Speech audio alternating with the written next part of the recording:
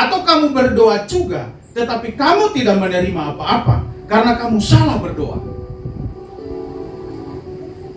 Sebab yang kamu minta itu hendak kamu habiskan untuk memuaskan hawa nafsumu. Saudara yang saya kasih dalam Tuhan, jemaat Tuhan yang berbahagia, di sini kita mungkin seringkali berdoa. Dan semua anak-anak Tuhan pasti berdoa.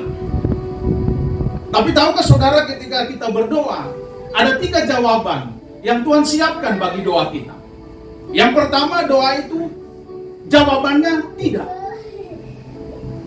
Yang kedua, jawaban doa itu ya. Yang ketiga, jawaban doa itu nanti. Amin. Berarti Tuhan selalu menjawab doa. Tidak ada doa yang tidak dijawab oleh Tuhan.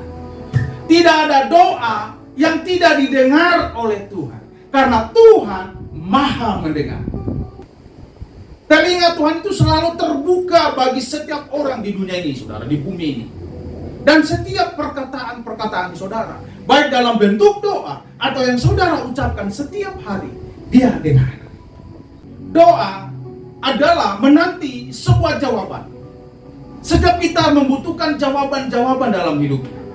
Ketika seseorang di dalam pergumulan, dia membutuhkan jawaban. Ketika dia di dalam situasi yang tidak baik, buruk keadaannya, ketika dia tidak punya uang, dia membutuhkan jawaban. Setiap yang kita lalui dalam dunia ini selalu membutuhkan jawaban. Apa kata firman Tuhan tadi, saudara? Dari manakah datangnya sengketa dan pertengkaran di antara kamu? Bukankah datangnya dari hawa nafsumu yang saling berjuang di dalam tubuhmu? Yakobus sadar betul bahwa ada begitu banyak anak-anak Tuhan yang hidup di dalam ketidakstabilan emosi. Jangan berpikir kalau saya sudah jadi orang percaya, orang Kristen, tidak bisa marah, tidak bisa berkelahi, tidak bisa bertengkar. Pada kenyataan di dalam dunia ini, saudara dan saya bisa menghadapi hal ini. Suami istri bertengkar, orang tua marah ke anak, anak-anak saling berkelahi. Dunia ini tidak aman, saudara. Terlepas dia percaya atau tidak percaya kepada Yesus, dunia ini selalu menyuguhkan kemarahan, supaya kenapa? Kita bisa terhilang. Kemarahan adalah awal seseorang bisa terhilang dari hadapan Tuhan. Kemarahan adalah salah satu hal yang bisa memisahkan dia dari Tuhan. Saya mau bertanya kepada kita, siapa yang tidak pernah marah? Ada, saudara? Ada yang tidak pernah marah-marah? Selalu punya rasa marah, amin? Selalu kemarahan. PA-nya tidak dibalas satu malam, marah. Orang pacaran, kirim messenger, kirim message, tidak ada jawaban, dia marah sama pacar. Istri marah kepada suami, tidak ada uang belanja. Suami marah kepada istri, tidak ada kopi bangun pagi. Manusia rentan untuk marah. Apalagi di dalam dia bermohon kepada Tuhan, dia berdoa, Tuhan, aku percaya Engkau berkati aku, tapi kenapa hari ini aku masih miskin? Mengapa aku ikut Tuhan? Aku terlalu miskin di dunia ini. Bukankah Engkau berkata dalam firman-Mu, kalau aku ikut Engkau berkata, Engkau datang supaya aku beroleh kelimpahan. Tapi mengapa aku terlalu susah di dunia ini? Selalu ada keluhan. Ketika doanya tidak dijawab oleh Tuhan, dia marah kepada Tuhan. Dia berontak kepada Tuhan. Dia lupa bahwa jawaban Tuhan tidak. Amin. Kamu mengingini sesuatu, tetapi kamu tidak memperolehnya. Ada satu keinginan dalam hati kita. Tuhan, biarlah akhir tahun ini aku bisa punya baju baru untuk merayakan Natal. Tuhan, aku ingin supaya akhir tahun ini aku lalui dengan bahagia, dengan happy. Aku minta Tuhan. Tapi ketika Desember dia tidak dapat baju baru, dia lalui waktu situasi yang buruk, banyak hal yang membuat hatinya galau, dia persalahkan Tuhan. Tuhan, aku berdoa supaya Desember nanti aku punya sepatu yang baru, yang tingginya 1 senti di bawah, yang mengkilat, supaya orang lihat kalau aku masuk gereja, aku masuk Natal, dilihatkah sepatuku baru mengkilat. Mereka berkata, wow, bagusnya sepatu. Dan ini tidak terjawab, tidak didengar oleh Tuhan. Kita ingin itu, saudara, tapi tidak ada jawabannya. Kita marah dengan Tuhan karena jawaban Tuhan tidak. Saya ingin mau sampaikan kepada kita, ketika doamu tidak dijawab, ketika doamu Tuhan berkata tidak, karena ada satu hal yang Tuhan lihat. Semua yang kau minta itu adalah untuk keinginanmu, adalah untuk memuaskan, adalah untuk kepuasan hatimu, adalah untuk kegembiraanmu sendiri, bukan sesuai dengan apa yang Tuhan mau. Tidak mendapat jawaban. Nah, saudara yang saya kasih dalam Tuhan, kamu tidak memperolehnya, lalu kamu membunuh, kamu iri hati, tetapi kamu tidak mencapai tujuanmu, lalu kamu bertengkar dan kamu berkelahi, kamu tidak memperoleh apa-apa karena kamu tidak berdoa. Selanjutnya ayat ketiga, atau kamu berdoa juga tetapi kamu tidak menerima apa-apa karena kamu salah berdoa. Yang saya ungkapkan awal tadi itu salah berdoa. Saya ingin punya motor baru, saya ingin punya kendaraan baru karena tadinya saya melihat teman saya punya kendaraan baru, motor baru, maka saya pun ingin, dan itu untuk kepuasan saya. Dan Tuhan berkata, tidak. Karena kenapa? Apakah Tuhan tidak bisa menjawab? Bisa, saudara. Apakah Tuhan tidak bisa mengirim seseorang untuk datang memberkati penggembala? Bisa, saudara. Tapi yang menjadi persoalan, apakah itu untuk kemuliaan Tuhan atau untuk kemuliaan penggembala? Kalau engkau salah berdoa, ubahlah caranya berdoa. Berdoa yang dikehendaki oleh Tuhan. Berdoa yang sesuai dengan rencana Tuhan, saudara. Menanti sebuah jawaban dibutuhkan kesabaran. Menanti sebuah jawaban dalam hidup ini, kita membutuhkan kesabaran. Doa adalah nafas kehidupan orang percaya. Saudara ya, sepakat dengan saya bahwa doa adalah nafas orang percaya? Amin. Doa adalah nafas kehidupan. Tapi kita harus paham bahwa terkadang doa itu jawabannya tidak. Dan terkadang juga jawaban doa itu iya. Atau juga kita harus sadar bahwa terkadang jawaban doa itu tunggu nanti. Kalau jawabannya tidak, jangan memaksa Tuhan, karena Tuhan tahu tujuan daripada engkau berdoa. Amin. Kalau doamu belum dijawab oleh Tuhan, jangan kau marah kepada Tuhan. Koreksi inti dari doa itu sendiri. Apa yang kau minta? Apakah untuk memuaskan keinginanmu? Apakah ingin hanya untuk kepuasan pribadi? Salahkah kita meminta itu? Tidak, saudara. Kalau saudara diberkati Tuhan, ini saya mau kasih tahu kepada saudara. Kalau saudara ingin doamu dijawab dan diberkati oleh Tuhan, jadikan jawaban doa itu untuk menjadi berkat bagi orang lain. Dan mulai melakukan hal yang kecil supaya engkau diberkati oleh Tuhan. Orang percaya harus berdoa dengan terus menerus. Terlepas doa itu dijawab atau tidak, kita harus tetap komitmen berdoa. Karena doa adalah nafas kehidupan saudara dan saya. Nafas kehidupan rohani. Oh, akan kuat. Batinmu akan kuat. Jiwamu akan kuat. Tidak akan pernah takut. Tidak akan pernah ragu dalam hidup ini kalau engkau kuat berdoa. Tapi Pak Pendeta, kan saya sibuk. Saya ini bekerja.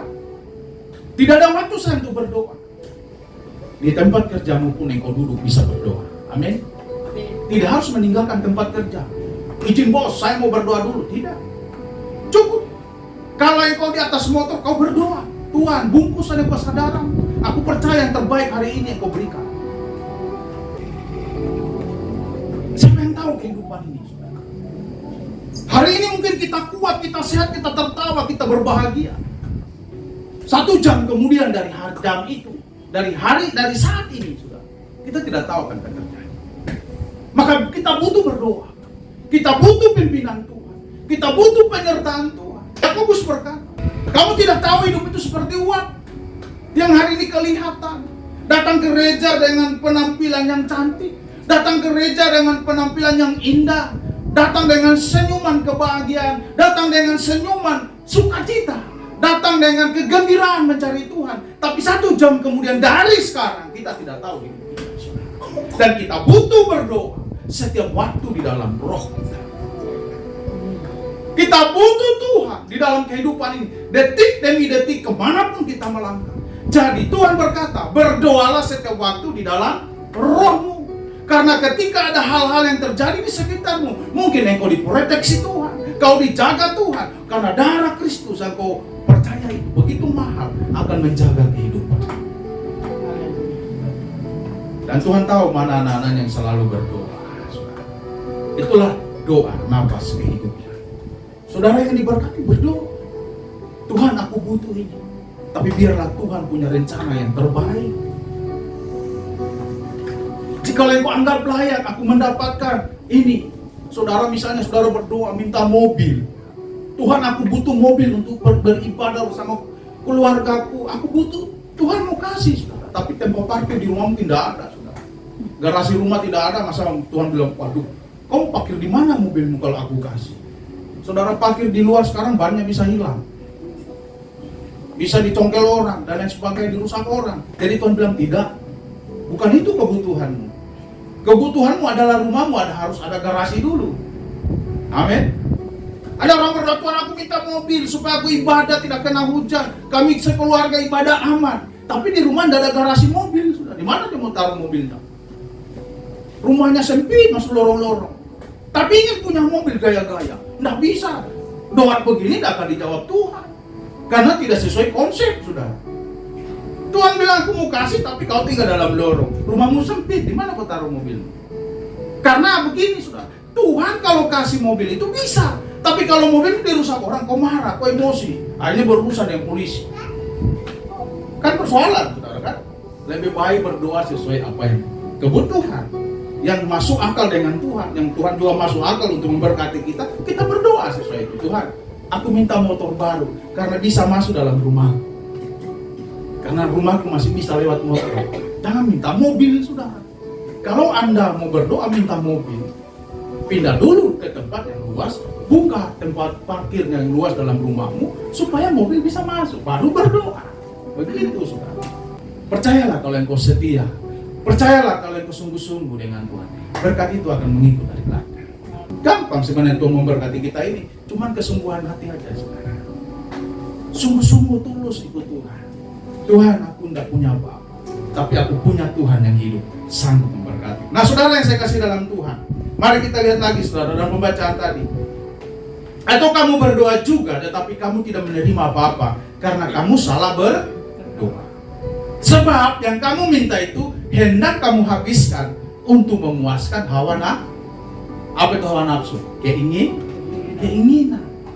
Keinginan daging. Kita berdoa untuk ini karena untuk kepuasan ini, saudara. Kepuasan daging. Itu tidak akan dijawab. Jadi kalau saudara ini selama ini berdoa dan doamu tidak dijawab oleh Tuhan, ada dua hal. Doa itu hanya untuk keinginan dagingmu, kepuasan hawa nafsumu, ataukah memang Tuhan suruh kau menunggu dengan sabar untuk menerima jawaban iya atas doa. Amin. Kalau doa belum dijawab, belum mendapat titik terang dari apa yang kita harapkan itu, belum datang hasilnya, koreksi doa itu. Tuhan, apakah saya salah berdoa? Kalau saya salah berdoa, kata firman Tuhan, tidak akan dijawab. Contoh salah berdoa, Tuhan, aku minta suami yang baru, karena yang sekarang ini kurang perhatian. Salah, saudara, tidak akan dijawab. Atau sebaliknya, suami juga karena sudah jengkel dengan istri, setiap hari marah-marah, mengomel dan selalu berdoa, Tuhan, aku minta istri yang baru, biarlah yang lama berlalu, yang baru datang. Itu tidak bisa, saudara. Walaupun saudara pakai ayat firman Tuhan, Tuhan akan pernah dengar. Berdoa yang dikehendaki Tuhan adalah sesuai kerendahan hati. Tuhan, aku tahu aku bukan siapa-siapa. Aku tidak punya hak untuk mengintervensi Tuhan di surga. Tapi aku tahu Tuhan tahu kebutuhanku. Dan kebutuhanku ini, Tuhan, aku butuh beras 1 karung untuk kami makan dan hidup. Oh, Tuhan kasih, saudara. Karena Tuhan tidak ingin anak-anaknya kelaparan di dunia ini. Tapi jangan berdoa juga bermalas-malasan. Tuhan, aku minta beras 1 karung, 2 karung, datang Tuhan. Tapi engkau tidur, bangun tidur, ngopi, tidur lagi. Bangun tidur, ku terus mandi. Ku tak lupa menggosok gigi, tidur lagi. Seperti lagunya Mbak Suri. Bangun tidur, tidur lagi. Nah, bangun, habis tidur, bangun lagi. Sampai tenggelam matahari, bangun tidur, bangun tidur. Enggak akan diberkati Tuhan orang seperti itu. Karena firman Tuhan berkata, hai pemalas, belajarlah kepada semut. Semut aja kerja keras, saudara, untuk membawa makanan. Nah, kita anak Tuhan, berdoa, Tuhan pasti berkati. Tuhan, aku minta beras 2 karung, Tuhan pasti kirim. Enggak akan datang kalau saudara tidak berusaha. Kalau saudara sudah berusaha mati-matian untuk mendapatkan, tapi tidak mendapatkan, berdoalah, Tuhan pasti buka jalan. Itu saudara. Kalau sudah bekerja, berlelah, berdoa, sudah capek memikirkan, melayani, apapun yang saudara kerjakan, tapi sepertinya menghadapi jalan buntu, berdoalah. Nanti disitulah mujizat Tuhan akan terjadi. Amin. Amin. Amin. Jangan meminta Tuhan bekerja, kita tidak mengerjakan apa-apa, saudara. Jangan minta Tuhan melakukan, kita tidak melakukan apa-apa. Jangan minta Tuhan untuk memberkati kita kurang setia. Tidak ada caranya, alasannya untuk Tuhan memberkati kita kalau kita malas, tidak. Tapi kalau saudara rajin, saudara giat, baik melayani Tuhan, bekerja dalam hidup ini mencari nafkahmu, dan Tuhan pasti akan berkati. Dan ketika engkau belum mendapat berkat itu, Tuhan tahu kebutuhanmu, Dia akan bukakan pintu untuk engkau memperoleh berkat. Itulah doa yang dijawab. Doa itu dijawab Tuhan, tapi harus ada aksi di dalam kehidupan kita. Ada sesuatu yang kita lakukan, ada sesuatu yang kita kerjakan. Jangan hanya menunggu. Penjaga gawang, mana ini bola?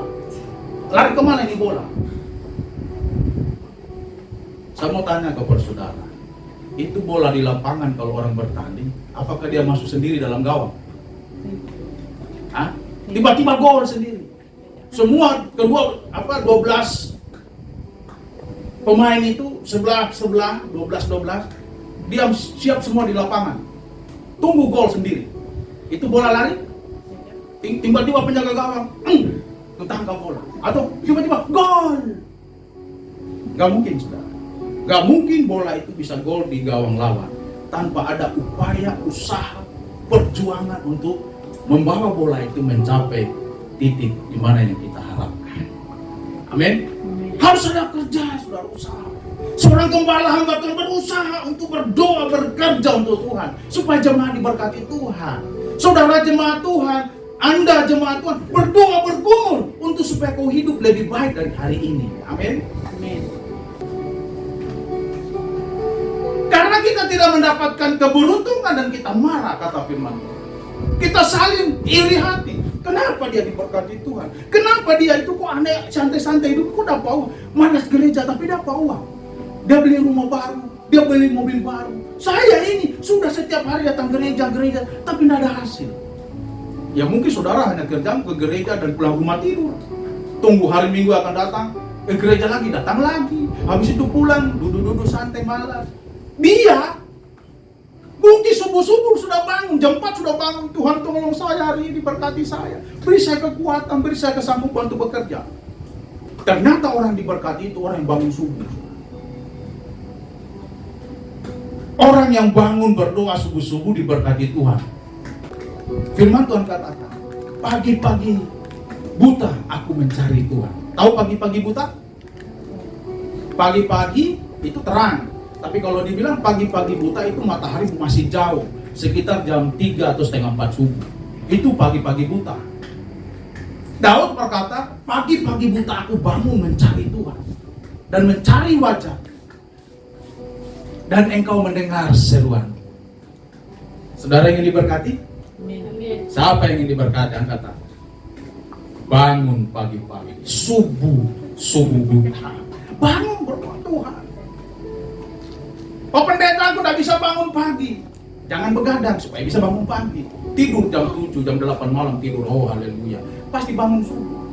Tapi kalau Anda tidur jam 2, tidak bisa bangun subuh karena baru tidur. Tidak bisa. Dan disitulah Tuhan memberkati anak-anaknya yang bangun pagi-pagi. Anak-anak Tuhan harus punya konsep seperti ini. Dan saya berharap saudara mulai besok dan seterusnya bangun subuh-subuh. Siapa yang suka bangun subuh? Angkat tangan. Saya yang bangun subuh. Saya jujur, saya suka bangun subuh. Mulai saudara. Tuhan, saya mau bangun pagi-pagi. Bagaimana aja diberkati Tuhan. Iya, saya sehat, saya kuat. Bangun subuh-subuh saudara. Sejak saya sembuh dari sakit parah itu, sampai anak saya kelas 3 SMP ini, setelah saya mulai merasa saya bisa berjalan, saya melakukan itu. Bangun pagi-pagi dan mengantar dia pergi sekolah. Saya usahakan bangun walaupun berat sekali rasanya. Saya bangun. Dan puji Tuhan hari ini saya merasa segar. Ada yang berkata, Pak Gembala tambah gagah. Oh iya. Kau lupa kalau saya gagah dari dulu. Wah kan? Pak Gembala tambah gemuk. Ya iya, tambah sehat. Itu karena bangun pagi. Tapi kalau kau bangun kesiangan, pasti sakit-sakitan. Sebentar-sebentar, aduh sakit kepala sebelah. Sebentar-sebentar, aduh sakit perutku. Aduh pegal, semuanya sakit. Karena orang yang malas bangun pagi, sahabatnya penyakit. Jadi kalau ada yang malas bangun pagi, bertobat. Karena Tuhan Yesus juga bangun subuh-subuh. Jam 2, jam 3 Tuhan berdoa. Dia berjalan di atas air di jam 2, jam 3. Ternyata Tuhan mengadakan mujizat di jam 2, jam 3. Kalau engkau ingin mengalami mujizat, bangunlah subuh-subuh. Tuhan membuat angin badai itu berhenti di jam 2, jam 3. Coba baca Alkitab. Kalau Tuhan Yesus saja sudah bangun seperti itu, masa engkau pengikutnya tidak mau? Tuhan, aku mau ikut Yesus, tapi tidak usah aku bangun subuh-subuh. Aku tidur aja bangun jam 9. Sampai suka bangun jam 8, jam 9. Matahari sudah terang, baru bangun. Sudah terang kan? Aku kira masih gelap. Padahal terang beneran di luar. Aku kira masih subuh ini. Saudara, pemalas, orang malas, bangunnya kesiangan. Maka dia tidak akan pernah mendapat apa-apa. Amin. Orang malas selalu membuat kakinya melengkung. Doanya tidak akan dijawab. Percaya. Nah, hai kamu orang-orang yang tidak setia. Tidakkah kamu tahu bahwa persahabatan dengan dunia adalah permusuhan dengan Allah? Jadi barang siapa hendak menjadi sahabat dunia, ia menjadikan dirinya musuh Tuhan. Jadi ada satu pesan di situ saudara, bersahabat dengan dunia menjadikan kita musuh Allah. Jadi jangan ikuti saudara ya. Ada 3 hal cara Tuhan menjawab doa orang percaya. Tidak, doa yang tidak sesuai kehendak Tuhan, itu jawaban pertama. Yang kedua, ya, dia yang doa yang sesuai kehendak Tuhan. Berarti ada doa yang sesuai kehendak Tuhan, ada doa yang tidak sesuai dengan kehendak Tuhan. Doa yang sesuai kehendak Tuhan adalah sesuai apa yang kau rindukan dan sesuai apa yang kau imani, sesuai apa yang kau harapkan, dan bukan untuk memuaskan dagingmu itu. Tapi doa yang hanya untuk memuaskan keinginan kita. Karena teman kita pakai jam Rolex, kita juga berdoa, Tuhan, saya juga ingin punya jam mahal seperti dia, ingin juga punya jam Rolex yang sama. Tuhan tidak mau kasih, karena itu untuk kesombongan, keangkuhan. Doa yang tidak didengar Tuhan itu adalah hanya untuk tujuannya memuaskan daging, tidak. Tapi doa yang tidak tujuannya untuk memuaskan daging, memuaskan keinginan kita, maka doa itulah yang akan dijawab oleh Tuhan. Amin. Doa yang bagaimana itu yang dijawab oleh Tuhan? Doakan suamimu, Tuhan, dia pergi bekerja, Tuhan berkati. Atau kalau dia belum bekerja, Tuhan, aku berdoa untuk suamiku supaya Engkau bukakan pintu pekerjaan. Itu semua orang harus bekerja. Dan pasti diberkati oleh Tuhan. Nah saudara yang saya kasih dalam Tuhan, doa yang salah adalah jawaban Tuhan. Tidak. Salah berdoa, jawaban doa itu tidak dijawab. Oleh sebab itu saudara, jadilah orang-orang yang mengerti kehendak Tuhan ketika Anda berdoa. Karena doa yang dikehendaki Tuhan itulah yang akan didengar oleh Tuhan dan akan mempunyai jawaban. Amin saudara. Amin. Mungkin saudara selama ini sudah berdoa bertahun-tahun jadi orang Kristen tapi doamu tidak dijawab. Koreksi doa itu. Apakah tujuannya untuk memuaskan keinginanmu? Atau kau memang sungguh-sungguh untuk memuliakan Tuhan dalam doamu itu. Jadilah orang-orang yang mengerti rencana Tuhan. Jadilah orang-orang yang mengerti kehendak Tuhan. Dan firman Tuhan ini saya tidak akan bawa jauh lagi. Satu hal yang saya mau sampaikan. Menantikan doa. Tunggulah dengan sabar. Kapan waktu doa itu dijawab oleh Tuhan. Amin. Amin. Bapak Gembala juga lagi bergumul berdoa. Doa Bapak Gembala sendiri, saudara. Saya berdoa untuk kita bisa mencapai target 1.000 orang. Ini mungkin hal yang tidak masuk akal. Tapi kita harus menanti dengan sabar. Bukan untuk kemuliaan saya. Bukan untuk tujuan supaya saya bangga. Enggak. Tapi untuk mencari jiwa. 1.000 jiwa kita rindu, saudara. Mau miskin, mau kaya, mau sederhana, kita melayani mereka, kita berdoa. Dan saya berdoa untuk itu. Tapi itu tidak mungkin terwujud kalau kita juga tidak bergerak bersama-sama. Jadi saya berharap jemaat Tuhan juga ayo bergerak untuk Tuhan. Ingat, ketika engkau membawa 1 jiwa untuk Tuhan, untuk kerajaan surga, maka upahmu besar di surga. Dan beribu-ribu malaikat akan bersorak-sorai. Amin. Amin, saudara. Amin. Ayo toleh kiri kanan. Ayo cari jiwa bagi kerajaan surga. Ajak yang tidak yang malas gereja, ajak, saudara. Haleluya. Yang baru pertama datang, ayo semangat. Amin. Amin. Yang sudah lama di sini, ayo semangat. Jangan loyo-loyo. Nanti kalau pendeta suruh kau salah, jangan. Ayo semangat, saudara. Upah menanti di surga. Amin. Ayo kita bergerak, semangat. Semangat untuk mencapai keberhasilan hidup. Semangat dalam segala hal. Itulah yang Tuhan inginkan. Mari kita bangkit berdiri, kita akan berdoa.